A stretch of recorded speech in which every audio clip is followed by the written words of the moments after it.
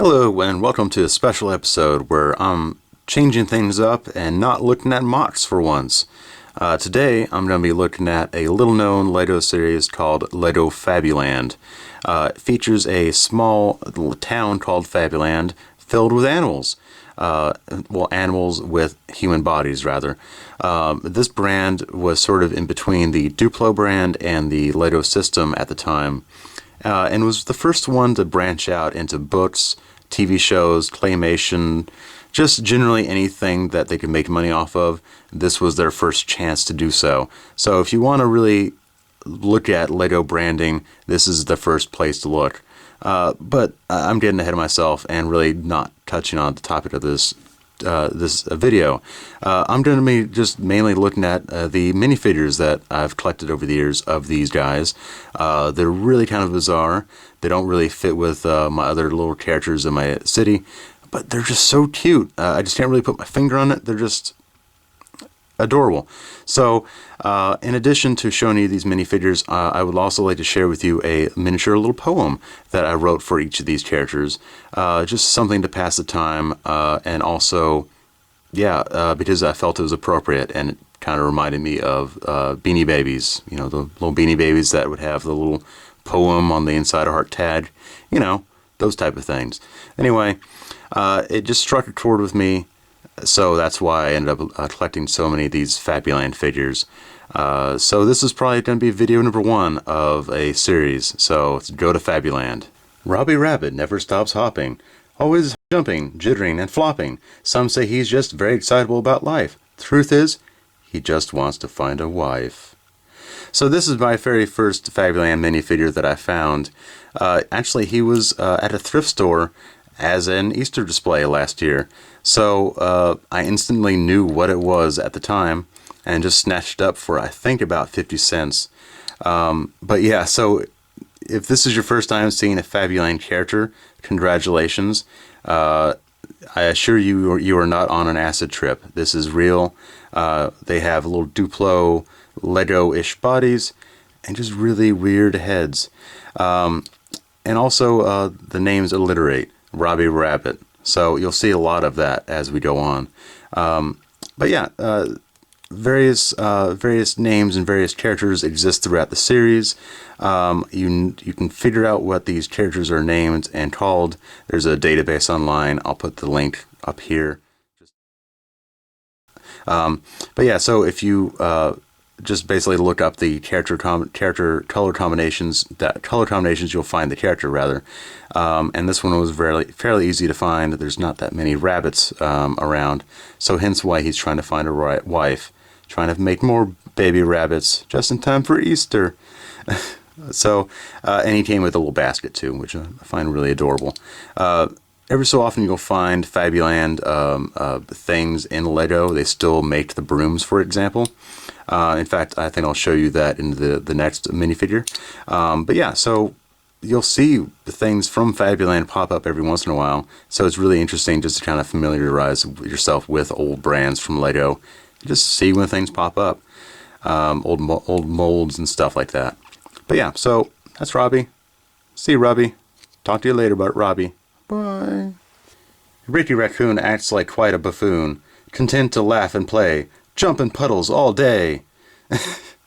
So yeah, this is Ricky Raccoon with the Fabuland broom I was telling you about earlier. Just a very simple thatch broom that's just kind of tied on. Very old-fashioned kind of broom. So you might see that every so often pop up in Lego. Kind of like a witch's broom now that I look at it. So you can kind of make them ride a broom. Anyway, this is Ricky Raccoon. Yellow arms, black body.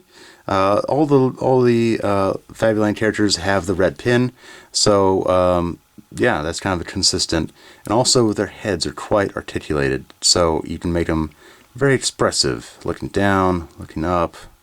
So I just try to share these characters every so often with people. It's just funny all the things that you can come up with, all the expressions and whatnot. So that's Ricky Raccoon, and let's move on to the next guy. Barney Bear is a happy fellow, always seems to be bright and mellow. But what lays behind the smile will haunt you for a while. This is my little bear character. As you can see, he has a little frying pan here to cook up his little fish or his meals or whatever.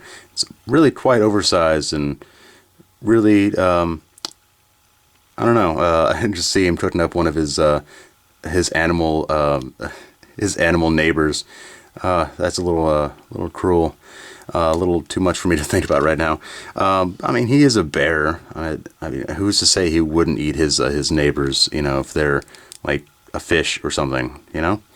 But yeah. Anyway, same coloring generally as all the other guys. Yellow arms seem to be kind of a constant thing, but they're all these bright colors.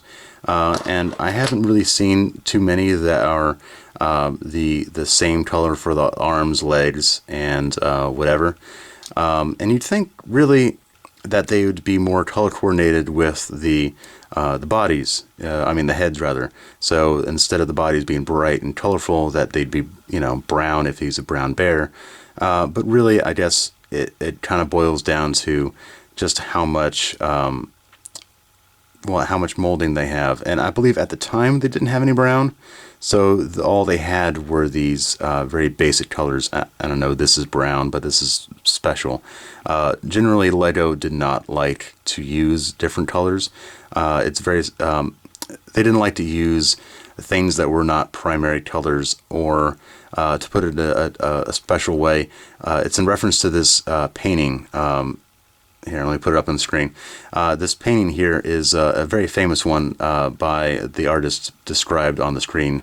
But Lego's early design format was to use these colors in all of their designs. They didn't have the multiple rainbow of colors they have today. They were very basic. There were reds, yellows, blacks, blues. There were no greens. They were just very basic colors. So early trees, you'll see, are black with different limbs and whatnot. So yeah, it was a very weird time for Lego, and they were just trying to branch out with different type of things. So you can kind of see where they were coming from, maybe. They were just experimenting with a new brand, like they do with a lot of different things over the years. And this one stuck for a while, and it was quite popular, and probably was inspiration for a lot of the Lego-based media you see nowadays. In fact, they were briefly mentioned in the Lego movie, if I didn't already mention that. Yeah, so there's Barney Bear. Charlie Crow is a lark to be around, always a twitter when in town. He wants to sit with some seed and enjoy a good book to read. This is Charlie Crow. If you can tell, a slightly balding crow. I don't know why he has a hairline. But this one, actually, color combination actually works. Black arms, black body, yellow legs for his feet, his claws, his talons, or whatever you want to call it. And I guess these would be his wings, and he'd flap along kind of like that. Ta-ta, ta-ta. But yeah, so this was the best Charlie that I could find available to me. Most of the time, this paint has been scratched off or has overall faded over the years. You can already tell that the beak is starting to chip a little bit. So the value of this character is based kind of on that. Most of the other bird characters that I've seen have a lot of scratches on that. So just be aware if you're, say, a collector of such weird things. But yeah, Charlie Crow here didn't come with any accessories or anything. In fact, I'm not really sure what his job was in the town. All the figures had little jobs to do. One was the baker, and the other one was the cop, and whatever. But really, in my little miniature Fabuland district, they're just sitting around having a party. So yeah, that's pretty much their only job, besides the cop that comes around to tell them not to party so loud. But yeah, so if you like this content, leave me a comment, like this video, and subscribe to my channel. If you don't, well, I guess I won't hear from you, which is a shame. Until next time, though, bye.